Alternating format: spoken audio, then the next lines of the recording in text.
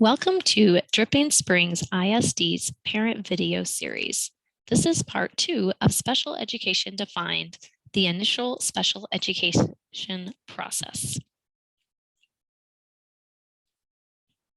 This presentation will summarize the initial special education process starting from the completion of your child's first school-based evaluation to the initiation of services. Use this special education acronyms guide and list of Texas disability eligibilities if needed as you listen. Evaluation procedures.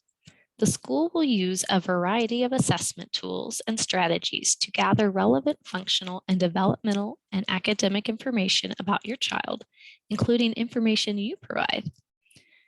45 school days timeline for the initial evaluation to be completed. This may be adjusted due to any student absences. An ARD is held within 30 calendar days of evaluation completion. Evaluation procedures. Full is full, considering all areas of suspected need, which may include speech, voice, receptive, expressive, social, pragmatic language, academics, achievement, behavior, social, and emotional. Your child has just been evaluated by Dripping Springs ISD. What's next? The initial ARD. Once your child has gone through the evaluation process with the school district, you will be asked to attend an admission, review, and dismissal ARD committee meeting to review the evaluation. You will receive a meeting invitation to this from your child's home campus.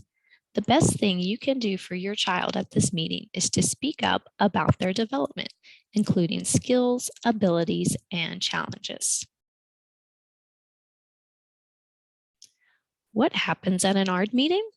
Who will participate in this meeting?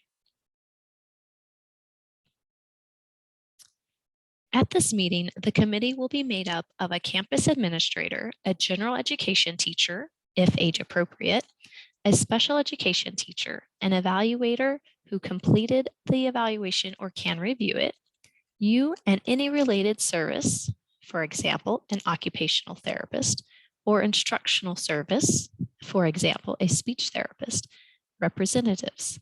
The purpose of the meeting will be to discuss the results of your child's evaluation. This may result in one of the following scenarios. 1, your student does not qualify as a student with a disability that requires special education services. Scenario 2, your student does meet eligibility criteria as a student with a disability that requires special education services. The school district proposes special education services, and you, the parent, decide to decline the services at this time. Scenario 3, your student does meet eligibility criteria as a student with a disability that requires special education services. The school district proposes special education services, and you, the parent, accept services. The rest of this presentation will help you understand the path moving forward if your student qualifies for special education services and you are accepting those proposed services.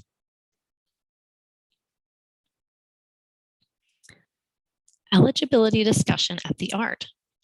There is a 2-part test for determining whether your child is eligible for special education and related services. 1, your child must have a disability. 2, as a result of this disability, your child must need special education and related services to benefit from education.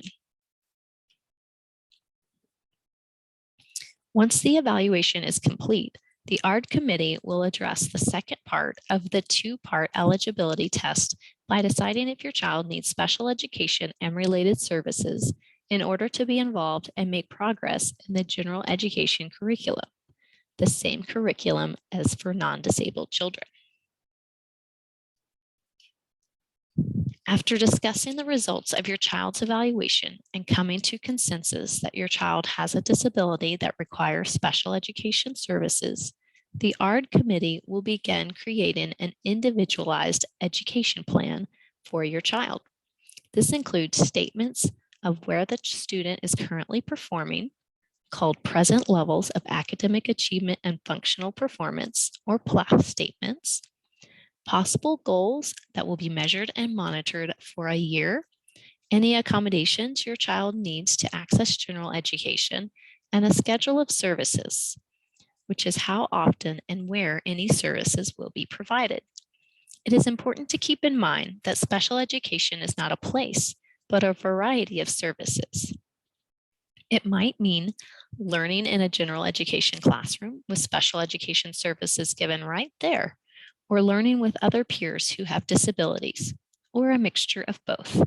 Placement may also be discussed. When creating an individualized education plan, we're going to review the present levels or PLAFs, develop measurable annual goals, determine required accommodations, determine schedule of services, discuss STAR if applicable, and discuss transition if applicable.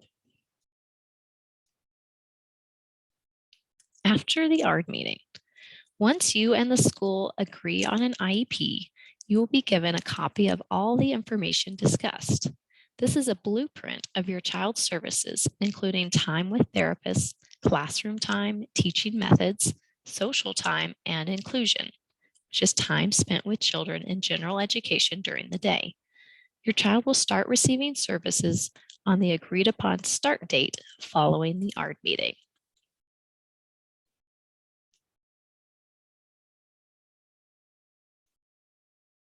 After the ARD meeting, the ARD committee must meet at least once a year to review your child's IEP and determine whether the annual goals are being met. Thanks so much for joining us for this part of the Dripping Springs ISD parent video series. Be sure to check out the next video series for a deeper look into parts of your child's IEP.